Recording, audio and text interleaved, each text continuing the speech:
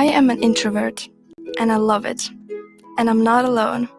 Introverts are everywhere, and our quiet approach to life, our need for solitary time, isn't a flaw, it's a gift. But as an introvert, it's not always easy to realize how wonderful you are. The world feels like a place that rewards extroverts, where being loud is mistaken for being confident and happy, where everyone has something to say, but nobody listens. A world of open-plan offices, networking parties, and big personalities. For those who speak softly, it's easy to feel left out. As a child, I blended into the background. Many thought that I had little to say or that I simply didn't like others, but that wasn't true. People often think introverts are shy or antisocial, but these are misconceptions. Introverts, like anyone, can find socializing fun, but while parties leave extroverts energized, after some time, introverts need to recharge away from everyone. There's a scientific theory for this. There are two important chemicals found in all our brains: dopamine and acetylcholine. Dopamine is like a hit of energy when we take risks or meet new people, and it makes extroverts feel great. But introverts are more sensitive to dopamine and get quickly overstimulated. That's why we prefer the more slow burn feeling we get when our brains release acetylcholine. That happens when we concentrate, read, or focus our minds. It makes us introverts feel relaxed, alert, and content. But it barely registers with extroverts. Of course, like anything, it's a sliding scale. You can lean one way or another, or be a bit of both, known as an ambivert. Now I understand myself better. I am deeply grateful for how I am. Instead of filling up space with small talk, I listen patiently and make my words matter. I have few friends, but our connection is deep. I love spending time alone. It's where the chaos of a long day can finally settle. I can reflect and listen to my thoughts, and eventually reconnect with myself. Only after that am I ready to share with the world again. I've learned strategies for finding comfort in our noisy world, from using music to create bubbles of peace, to escaping to a quiet park at lunchtime. I adore the intensity and chaotic beauty of the world, but it's in quiet spaces where I feel truly at home. If introversion were more valued by society, it could make a massive difference to our collective future. The unique attributes of introverts really are a deep, quiet strength. And as Gandhi put it, in a gentle way, you can shake the world. First of all, you have to know what the definition of introversion and extroversion are, right?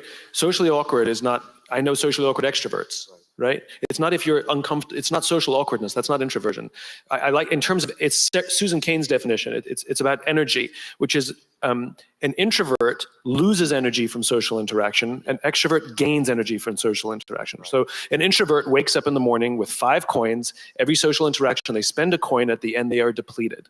An extrovert wakes up with no coins, every social interaction they get a coin, and by the end they feel rich. Like going to a party, they give them energy, versus going to a party sucks your energy. So right? then I'm an introvert. Right.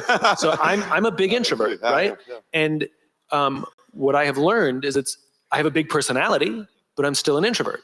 So what I've learned is that it doesn't matter which one you are. The question is how do you leverage what you got, right? And so I go to parties with an extrovert, right? Because that way they can do all the talking and I can just stand there and just eat the cheese. And that is fantastic. By the way, you can always spot me. You can always tell, you go to a party with me and you will see me standing in corners or lingering by and when there's a barbecue, I'm always the chef because then I don't have to talk to anybody, right? But if you notice, I've learned to leverage what I have. So it makes me a much better public speaker to be an introvert because I don't like holding court. It freaks me out. But I like talking to individuals.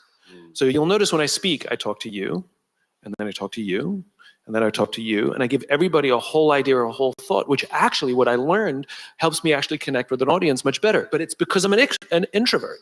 So if you're an introvert, of course you can be a leader. It has nothing to do. Some of the best leaders, have you ever heard of Jim Senegal? Most people haven't, because he's awkward and shy.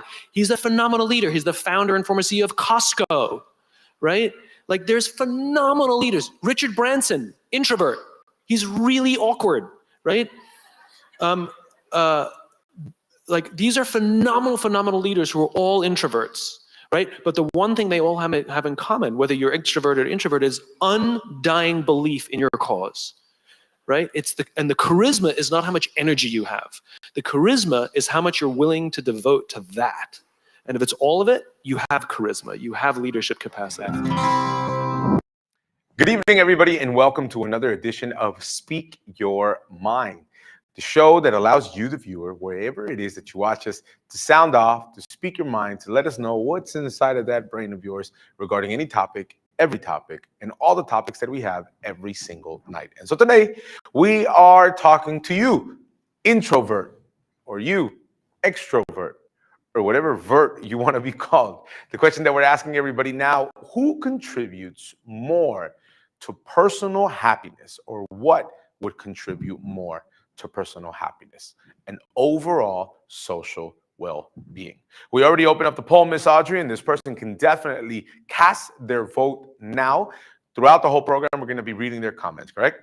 Correct, Pastor. As the QR code appears on the screen, they can go ahead and scan it and vote on the following, as we have the question for everyone. Which personality traits contributes more positively to personal happiness and overall social well-being? We have the following that they can vote, which is: the world needs more extroverts to bring people together. Call me a chameleon, comfortable in a variety of social situations. Or socializing is exhausting, leave me alone. So there we have it. They can go ahead and vote, and we'll be announcing the results during our program.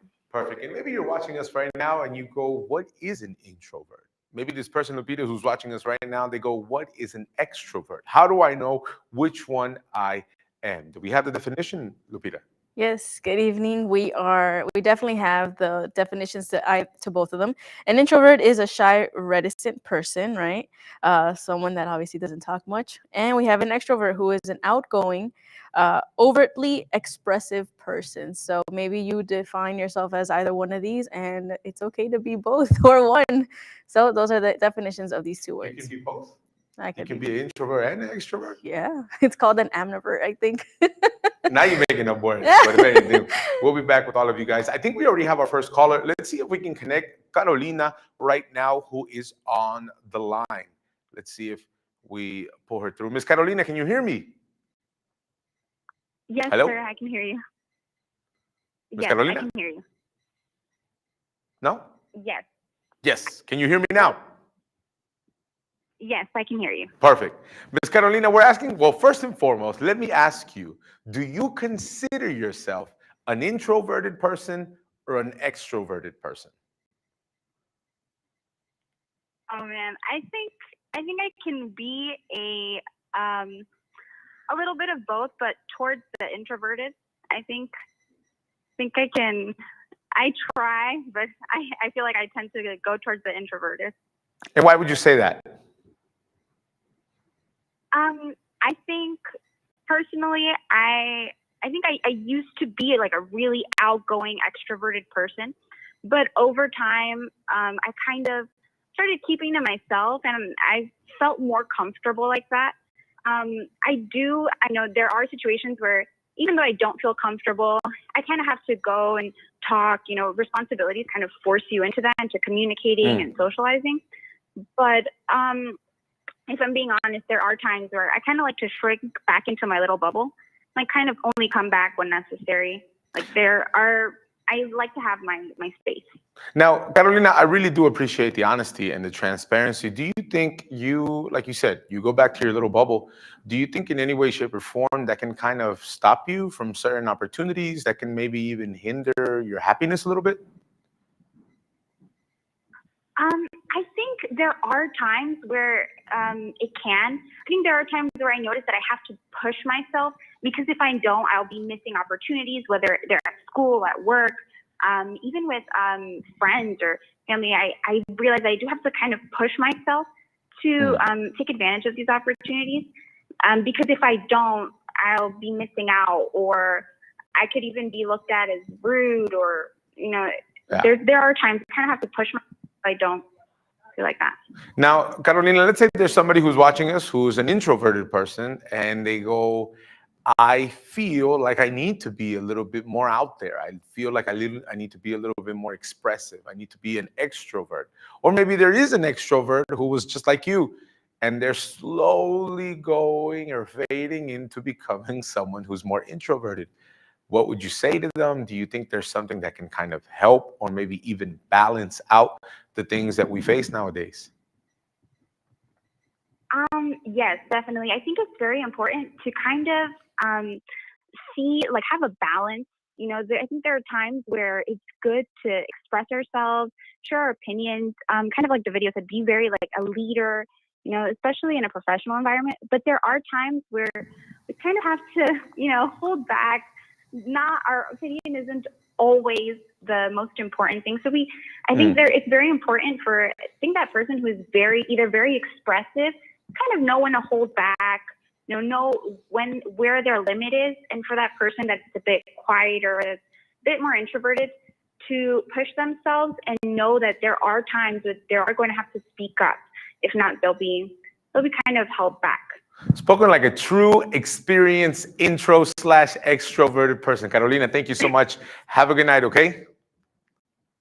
Take care. Thank you. Good night. Now, the next video we want to show you guys is how they compare, how an introverted person and an extroverted person kind of have the same thing or the differences between them. Pay close attention. We'll be right back. Introvert and extrovert are personality types popularized by the 20th century Swiss psychiatrist Carl Jung, who used the theory to better understand various behavioral patterns and attitudes of his patients. An introvert is a person whose attention and interest is typically directed inward toward their feelings and thoughts, whereas an extrovert's attention is focused more toward other people and the outside world. We all have the experience of both, but naturally sit more strongly on one side or the other. So what can we learn about ourselves when we understand which side of the personality fence we are sitting on? And how does this influence our career choices, relationships, and overall lifestyle? That's what we'll find out in this episode of the infographic show, Introverts versus Extroverts. We started out by looking at these personality types within the workplace and found an article in the Huffington Post that featured a very simple chart displaying the key behaviors of both extroverts and introverts. Let's take a closer look. Where an extrovert tends to speak up in meetings, an introvert may only share ideas when prompted. Extroverts are fine with open workspaces, whereas introverts like working in quiet spaces. Extroverts enjoy praise and attention, whereas introverts do not. Extroverts are quick decision makers, and introverts tend to ponder decision making more carefully. An extrovert will open up to anyone, but an introvert confides in only a few. Extroverts are easily distracted, whereas an introvert is good at focusing for long periods of time. Extroverts easily accept change, but introverts tend not to. An extrovert speaks more, and an introvert is a good listener. An extrovert often has large groups of friends, but the bonds are less strong, whereas an introvert will have a smaller friends group, but with closer bonds.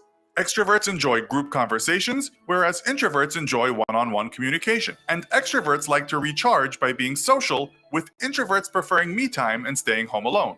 This is insightful, but how does it translate into the type of career we are best to choose? To understand this, we researched what the recruitment companies are saying. According to the Undercover Recruiter, extroverts thrive on careers that involve interaction with the general public and working as part of a team.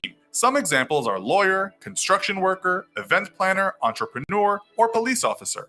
But jobs that allow a person to work independently are a better fit for introverts, and these include graphic designer, software developer, artist, or truck driver. What about some famous examples of introverts and extroverts? What did they choose to be in life? Starting with extroverts, one of the most well-known is Bill Clinton. The White House has mostly been occupied by extroverted men. The 42nd President of the United States was always energetic in his conduct, both in office and on the campaign trail. He will be remembered for being social, personable, and friendly to both friends and opponents. Clinton thrived in the limelight and energized the masses through televised speeches and public meetings. Then there's the famous boxer Muhammad Ali. He called himself the greatest, and he was as much a performer as a brawler. Muhammad Ali was a classic example of an extrovert and would taunt his opponents with his lively rhetoric as much as his heavy hands. He bounced around the ring, always certain to make a show of it, and in interviews he was never shy of the camera. Then there's British Prime Minister Winston Churchill, who had a limitless supply of energy and would work all hours, often fueled by alcohol and cigars. And though he was running a country and fighting a war with Germany, he also found time to write, winning the Nobel Prize in Literature for his memoirs. As for famous introverts, Bill Gates, the founder of tech giant Microsoft, was known for having an incredible focus that allowed him to spend thousands of hours writing code. He spoke about how he had to learn some extrovert qualities, but he still seems more comfortable with technology than he is with people. You may think that sports people would tend to be extroverts, but one famous baseball player who was firmly planted in introvert territory was the Yankee great Joe DiMaggio. He was not shy at the plate, but was shadowed by the glare of his wife Marilyn Monroe and was rarely heard from after his retirement. And finally, we have Hillary Clinton, a very public lady who was actually very private. She lacks the outgoing sociable nature of her husband and has had to work at her extroverted side. In 2015, CNN quoted that when Hillary was asked, "Are you an extrovert or an introvert?" she replied, "I am an extra introvert." We've looked at careers. What about relationships? Girlfriends, boyfriends, husbands, or wives? Is there an ideal matchup? Well, we just mentioned Bill and Hillary as being on opposite sides of the spectrum, so let's see if that's a good or bad thing. We found there is an abundance of information online about introvert-extrovert relationships, and what better place to look than one of the largest dating sites, eHarmony. This site has a matching algorithm based on data collected from interviews with more than 50,000 married couples in 23 different countries. eHarmony has concluded there are the following challenges couples face when trying to find the ideal personality match. The introvert may feel as though their partner doesn't truly understand them, as it's often difficult for extroverts to understand introverts. The extrovert will likely want to go out and socialize more than the introvert, which can cause conflict. The introvert may feel that the extrovert speaks too much and listens too little. Extroverts may get upset when their partner is not socializing with their friends. The extrovert might try to help bring out their partner's extroverted self, but this might be perceived as not accepting them for who they are. Not everyone can be so easily classified all of the time. There are also people whose personality styles change in predictable ways depending on the situation they find themselves in. For example, an introvert with a job that requires extrovert qualities may make a conscious choice to socialize because it's important for his or her career development. Equally, an extrovert who is leading a sales team may decide to take time out to listen to staff rather than barking orders all day. So though we have dominant characteristics, these are not necessarily fixed. And most people also sit naturally between the two personality types. They are known as ambiverts, and there are advantages to being an ambivert. With a personality type that doesn't lean too heavily in either direction, they have a much easier time adjusting their behavior based on the situation, enabling them to connect more easily with a wider variety of people. There are clearly many differences between introverts and extroverts, and though understanding your personality type is useful and it's possible to adapt and change in some situations, it may not be the be-all and end-all, as accepting and being happy with who you are naturally is often just as important. Hey, what should we do tonight? I have a lot of energy after a long week, and I'd like to leave the house to share my excitement with total strangers. I don't know. What were you thinking? For the love of all things holy, I just want to stay home and not talk to anyone, even people who live in this house. What about trying that new restaurant downtown, meet up with some people from work? I have to get out of this house. Please get me out of this house. That could be fun. I'd rather stab my eye out with a rusty fork than meet up with people at a crowded restaurant right now. Should I text a few friends, see if they'll meet us? I have so many friends that will share my excitement. Okay. Absolutely not. Please do not include anyone else. Or we could just stay in our neighborhood and go to our usual place. I do not care where we go as long as there are people I can talk to. Oh yeah, our usual spot. Penn is like the mayor of that place. Everyone there will come and talk to him. And then Penn will say, hey, do you guys want to join us? And then they will join us. And then we will say, we should go on a vacation together. And then we will plan a vacation together that none of us want to go on because we are friends, but we aren't friends. But we will never take the trip because we suck like that. Great! I can tell by her reaction that she is not into this. Or Hear me out. We stay in and order delivery. I really, really do not want to leave. How can you not see this? Oh, so the same thing as last week? Oh, crap. I know. I made a resolution to get out more. No one keeps the resolutions. Please don't make me. You should have known what you were getting into when you married me. I told you. I don't know why I am this way, but here we are. You know what, honey? We can just get delivery. The last thing I want to do is order in. It does sound fun, right? Nothing thrills me more than wearing my 20-year-old sweatpants. Yeah, sounds fun. I have been in this house all day and will now be in this house all night. I am a prisoner in my own domain. Okay, let's call for delivery. I will not be calling for delivery. I do not want to talk to a person on the phone. Oh, I can call. What do you want? Maybe the delivery person will want to have a conversation. Dear God, I need social interaction. Oh, you know me. I'll eat anything. I will not eat just anything. I will eat one thing, and it is your job to guess what that is. You know what? The line is busy. So I tell you what, I'll just go to the bar and I'll pick it up there. I lied. The line is not busy, but I need to get out of the house. Maybe the bartender will want to talk about sports with me. Okay, hurry back. Finally, I will have the house to myself. I hope it takes you an hour to get home. Oh, I will, honey. I hope it takes me an hour to get home. And we're back with all of you, 877-785-8700, or you can send us a voice message through WhatsApp, 437-233-9815. Mrs. Audrey, I think we have a little bit more comments regarding our topic, correct? We do, Pastor. We have William that says like this. I just wanted to say I am an extrovert. And I always believe that extroverts and introverts just have different strengths and weaknesses. I let my introverted friends be quiet when they want and try to give them some attention when they seem to have something they want to say. I found that just works best for us. In return, they let me know as an extrovert when I'm being too much. And so this balances out our friendships. And so I'd like to say that for those that feel like they're an introvert and feel embarrassed to be one, it's okay. Just find the friends that will help you bring out a little bit of yourself when you want to and when you're comfortable. So we have William that says like that, and we have Olivia that says, as an extrovert who wants to be an introvert, I don't really get it. Sometimes I honestly feel like I'm more harshly judged now, and I'm just a big ball of energy. It just depends on the person and who I'm speaking to. And that's the comments that we have so far, Pastor. Thank you so much, Ms. Audrey. And I think we already have somebody on the phone. Let's see if we can connect them now. Jonathan. Jonathan, can you hear me?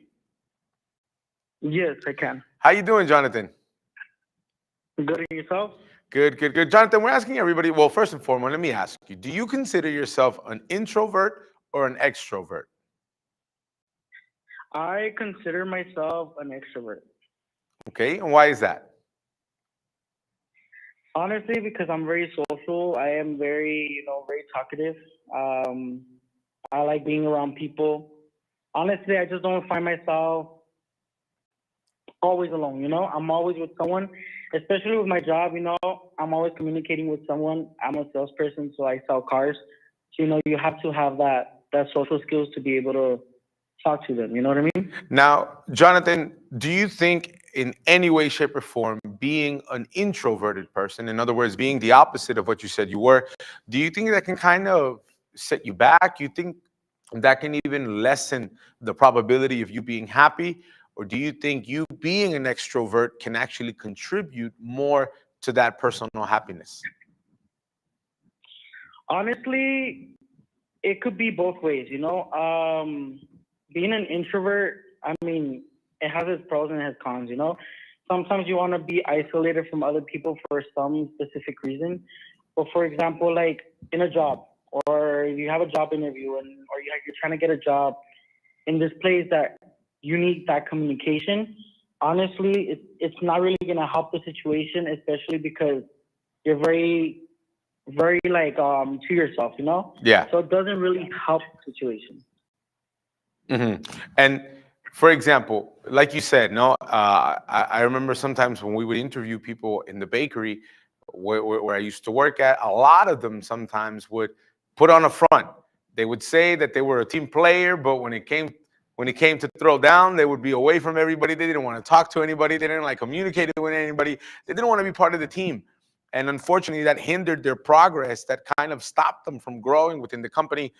do you think you see more benefits being an extroverted person, or do you also see a bad side of being an overly extroverted person? Honestly, I honestly don't see. It could be both ways. Being an extrovert can help you get to a spot. Especially like with communication, especially like if you're trying to get a promotion as Okay. being a manager or being a supervisor. Like it's very necessary for you to be able to have those people skills, or even being very talkative to a certain limit. If you talk too much, then honestly, it's just gonna ruin the fact of you even getting a promotion. Why? Because they're gonna see you as a person that's not taking their job serious. So it could be both ways. There's pros and cons, correct, to being an extrovert.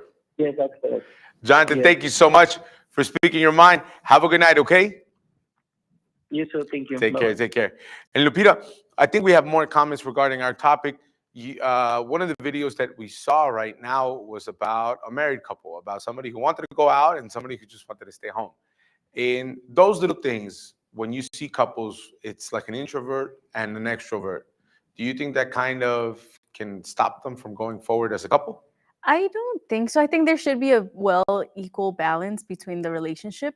I definitely think one from the other rubs off. So if the person is an extrovert and the other one is an introvert, I definitely think the habits from one to the other will rub off. So definitely the relationship will move on either way, because if they both make it work and at the end of the day they come to an agreement on what they think, then their mindset will be the same thing towards their future. So if one is an introvert and the other one is an extrovert, then I definitely think they are a perfect balance. And any comments from our Yes. topic? So we have Skylar, who says, being an introvert, I was told that I was not normal as being too quiet and that I might need help. But over the years, I feel more comfortable being who I am and not being what someone else expects. Though there's still a minimum need to meet fake and conformity. And there's Diana that says, as an extrovert who used to be an introvert, I really don't get the whole being an extrovert is celebrated by most people. I ain't gonna lie, most of my life has been people telling me to be quiet. I honestly feel more harshly judged now that I'm a big ball of energy. Interesting alternative perspective. Awesome, awesome. And what do you think sets extroverts and introverts apart? We're going to go to our second segment, and we'll be right back with all of you.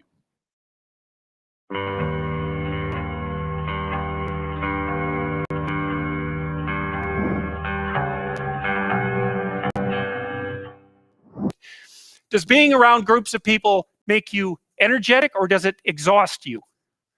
And if you're the sort of person that, will go to a party and interact with 20 people, and then you have to go home and be by yourself for like 2 weeks, then you're introverted. Introverts are exhausted by social interactions. Extroverts are the opposite. They're energized by social interactions. And you might be in the middle, so that you can take it or leave it with regards to social interactions, but you're happy to go to them and you're happy to spend time by yourself. But a real extrovert, there'll be some of you in here. How many of you can't stand spending time alone? Okay, so there's only 2 that will admit it. Extroverts are more likely to admit that sort of thing too, by the way. And how many of you like to spend time alone or would rather be alone?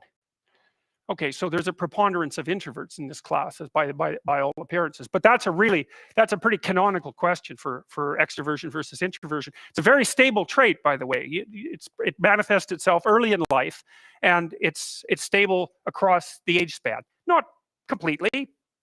Introverts can learn to be extroverted. The extroverts can learn to spend time on their own. I think that actually your capacity to expand your ability past the initial constraints of your biological temperament is something like the development of character or wisdom. So if you're an introvert by nature and you learn how to be extroverted, then that expands your domain of competence. And if you're extroverted and you learn to be introverted, the same thing. But it's almost like, imagine a distribution of introversion here, extroversion here, a normal distribution. You're set when you're young at somewhere along that distribution with some range around it.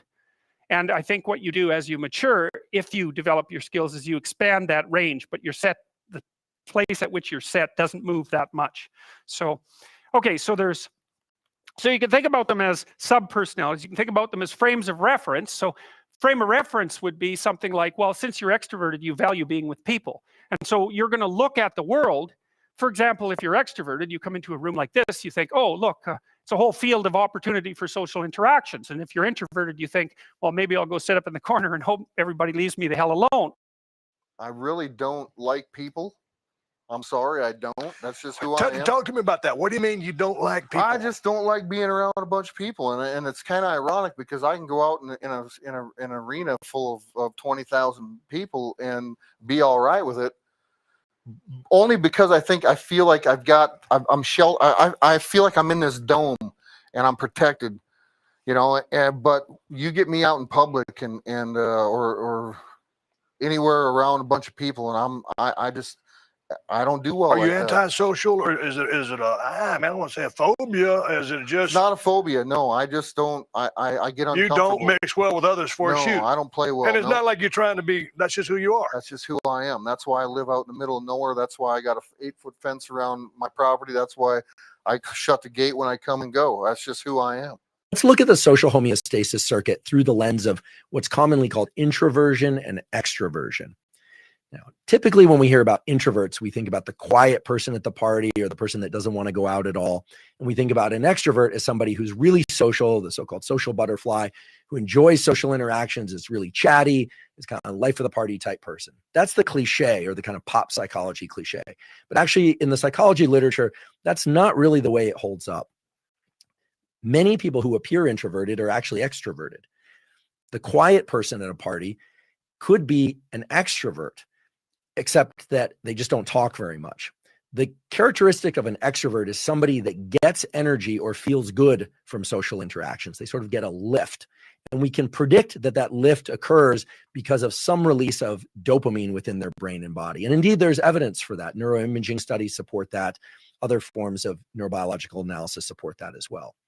We can also imagine that the person who's talking a lot is somebody who's very extroverted. But oftentimes people who talk a lot for their work, or there's somebody who's very social when you interact with them, that person gets back to their car and is absolutely depleted and exhausted by that interaction, or also sorts of social interactions. So we really can't predict whether or not somebody is an introvert or an extrovert simply based on their behavior. It's really more of an internal subjective label. However, if we look at introversion and extroversion through this lens of the social homeostatic set point, and we think about dopamine as this molecule that drives motivation to seek out social interactions, what we can reasonably assume is that introverts are people that when they engage in certain forms of social interaction, either the amount of dopamine that's released is greater than it is in an extrovert. That's right. I said greater than it is in an extrovert. And so they actually feel quite motivated, but also satisfied by very brief, or we could say sort of sparse social interactions. They don't need a lot of social engagement to feel sated. Again, the parallel example would be hunger. This would be somebody who doesn't need to eat much in order to feel satisfied. Whereas the extrovert, we can reasonably assume, releases less dopamine in response to an individual social interaction. And so they need much more social interaction in order to feel filled up by that interaction. And indeed, this is supported by the neurobiological imaging studies. So rather than think about introverts and extroverts as chatty versus quiet, it's useful to think about people, maybe yourself, maybe other people you know, as how much social interaction they need in order to bring the social homeostasis into balance. I noticed you've been talking the last 30 minutes. I just wanted to check in, see if you're okay. Does your mouth hurt from moving that much? Or do you need somewhere to go and calm your central nervous system? I saw you having dinner the other night with a bunch of people. No, I'm not judging or anything. I could never do it. I think that takes real bravery. I can't even go to a movie with another person. Have you always had such high self-esteem? Like even when you were a little kid, my teachers would have beaten that out of me. You don't need to go out every weekend. You're just oversharing a lot. So I wanted to see if you were upset or something. I used to do that too. I'd get really overstimulated and I would just dump all of my trauma, my breakup, any little thought that popped into my head into anyone who wanted to listen or people who didn't want to listen. There is hope. I grew out of it.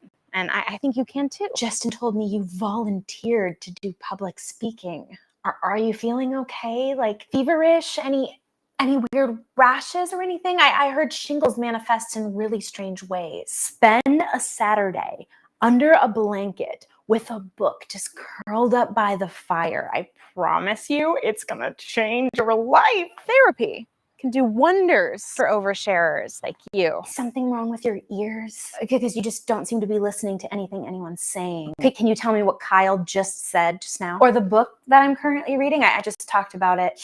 Yeah, I really feel like you need to make an appointment with your ENT because clearly something is off. Are you sure you're okay? I noticed that you have like 50 best friends. Have you ever tried breaking out of your comfort zone and trying to maintain like 1 or 2 close bonded friendships? You can't go around calling every stranger and their mom your best friend, because then that just kind of negates the best of it. Just think about it, okay? And if it doesn't work out, that's totally fine. You know, not everyone has that ability to maintain 1 or 2 close, intimate friendships. And we're back with all of you. If you are watching us now and you say, you know, I am an introvert, I'm an extrovert, you still want to sound off, you can do that. 877-785-8700. I think now we have Leslie on the phone. Let's see if we can connect her right now to get our last caller of our program. Miss Leslie, can you hear me? Yes, Pastor. I can hear you. How you doing, Miss Leslie? Hello, Pastor. Nice to hear from you. We're asking everybody the following question, so I'm going to go and I'm going to ask you now. Do you consider yourself an introvert or an extrovert? I consider myself an introvert, Pastor. And why would you say that? I've always been the type of person that when I'm with people that I know, I come out with who I really am in the inside. But when I'm with people that, you know, sometimes I don't really know, I really kind of close myself down. So I'm not, with people that I know, I'm more outgoing than with people that I'm not too knowing. Now, Ms. Leslie, do you think being an introvert or maybe being too much of an extrovert, do you think that can kind of stop you from growing? Can even, you know, you miss out on opportunities? Have you ever seen maybe the bad side of being an introvert? Definitely when you're an introvert, people may say that you're missing out and you're not doing much. You're not really out there in the world. You're not really out there making friendships. But I find myself that even though I'm more on the calm side, more quiet, I feel that when I come to find someone or I have a small conversation, whoever it may be, I feel like the conversation is more close because I'm able to have more time with the person, and instead of maybe saying something that sped up the conversation, I'm able to actually have a good conversation with the person. So although maybe on the outside of things, it can even look like a con, but you make most of the conversations that you do have, you make it a little bit more intimate, you make it a little bit more relatable. Do you think the same goes for an extroverted person? I think it can go for an extrovert person. It's just that it's more faster for them to actually go out there and speak to someone. Like it won't be as difficult, and they'll have that confidence faster than someone who's more of an introvert. And now my last question to you, Ms. Leslie, do you think, we spoke about speaking with people, touching other people, etc. Do you think maybe being an introvert can kind of even stop someone from being happy or even more happier? I don't really think it can stop someone from being happy. The world may maybe see it as that we are some people that, you know, don't want to give more. But I feel like a person who is an introvert can be happy as well in their own way. Perfect. Spoken like a true introvert, Leslie, a true balanced introvert. Thank you so much for speaking your mind. Have a good night, okay? God bless you. Thank you, too, Pastor. Take care, take care. Ms. Audrey, we have the results of our poll, correct? Correct, Pastor. As we have been asking everyone the following, which personality traits contributes more positively to personal happiness and overall societal well-being? 17% have voted the world needs more extroverts to bring people together. 19% of people say socializing is exhausting, leave me alone. And the majority say 64%, call me a chameleon, comfortable in a variety of social situations. There we have the final results for our program tonight. Miss Audrey, would you be, out of these three options, which one would you have voted for? Oh boy, I don't think it's here. You're definitely the whatever Lupita said it was, the ambivert. Ambivert. What was it? Lupita, if you had to choose of these three options, which one would it be? I'm definitely a chameleon. I can adapt to anything. So if I can adapt, then I know I'll be good. Off air, you said you choose the one that said, leave me alone. If you're watching us right now and you probably go, well, I am an introverted person or I'm an extrovert. Who's right? Who's wrong? Well, it's really easy when you look into the character of who Jesus was, Jesus Christ. The Bible in the book of Luke, it shows us that with frequency, Jesus would go away alone to go pray, to go talk to God. He wasn't around a lot of people, but in many moments, he was to himself, strengthening a relationship that really did matter.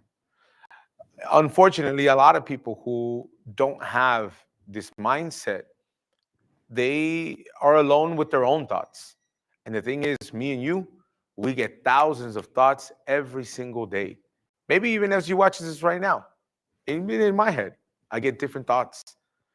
But even though that can be true, I must always be careful because sometimes our worst enemy can even be ourselves. But Jesus, when he was by himself, he would strengthen his relationship with God. And even in the moments when he was around a lot of people, I think Leslie over the phone said it.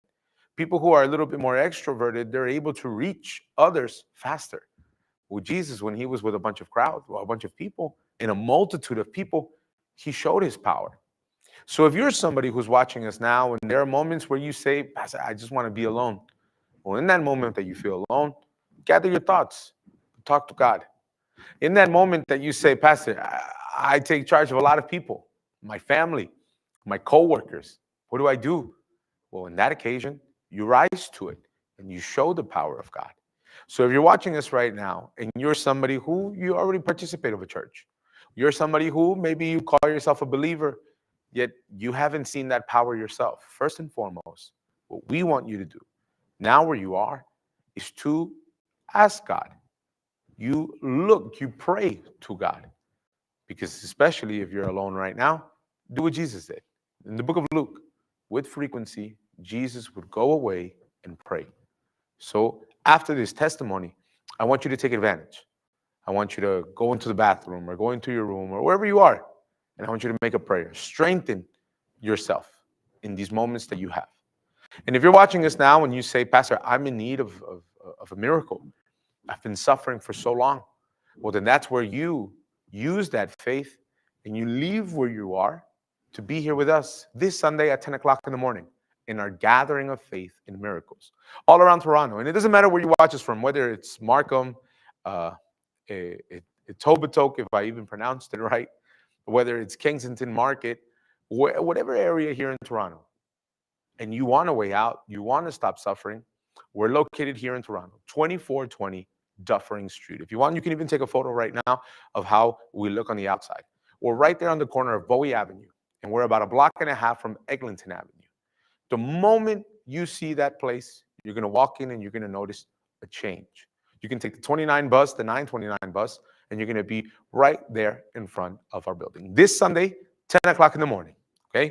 2420 Dufferin Street. I want you to pay attention to the story of Alice. Alice, who lived a life of suffering, but now she's completely changed. Pay attention. God bless, and see you soon. My depression started when I first came to Houston because I left my family and I felt that I was really lonely. So I didn't have anyone to lean on, anyone to talk to. I didn't know anyone in this city. Started to look for friends on social media. I started asking my friends, hey, do you know anyone here that we can go to a party, that we can go do something, because I don't want to be by myself. So I did encounter people that introduced me to alcohol, because before it, I didn't drink. So it was a thing that I used to do constant. It started every other week, but then it went from every other week to every week. And then it went from every week to every Friday, Saturday, and Sunday. I would drink to the point of forgetting what I was. I would drink to the point that my friends had to carry me and bring me to my house. So it was very, very bad. I do remember those times, but I did all of this because I was lonely. Actually, at the moment, I felt very excited. I felt good at the moment because when you drink, you feel like you're forgetting everything. But then when you come back to your sense, the loneliness comes 100 times even worse. So it didn't help me. I remember waking up crying, calling my mom, saying, I want to kill myself. I don't want to live anymore. I don't like this life. I just feel lonely. I want something that will help me, but I didn't know where to find it. There is a friend of mine that she was coming to the Universal Church here in Houston, and she invited me to come once. So I said, okay, I can come. So then I came the first day. I immediately saw something different. The way the pastors were praying, the sisters were praying, the way they came to greet me, to talk to me at the door. Immediately, the first day that I came, I said, oh, this is very nice, because I've never been to a church where they pray like this, where I can tell that they really care about you. So then I started coming little by little. I came once every other month, but then I started coming more and more. I started doing my chain of prayer because I understood that the loneliness that I was feeling before, it was depression. So I was depressed. And when the depression left, my goal was to receive the Holy Spirit, because I know that if I did not have the Holy Spirit inside of me, that eventually I would feel depressed again. I would feel the desire of drinking again, of partying again.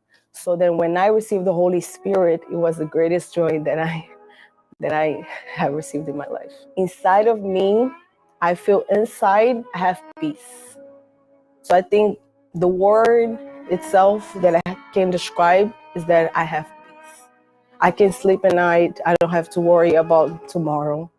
I don't have to worry about what my family will think, my friends will think, people outside will think. So I have peace inside of me.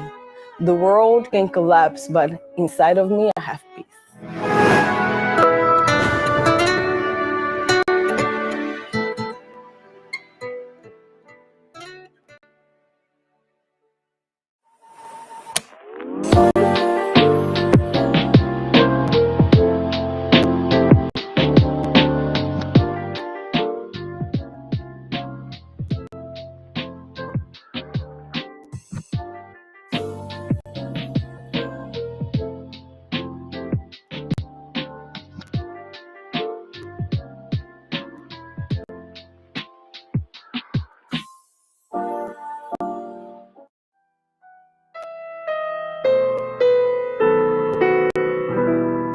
Lift up my eyes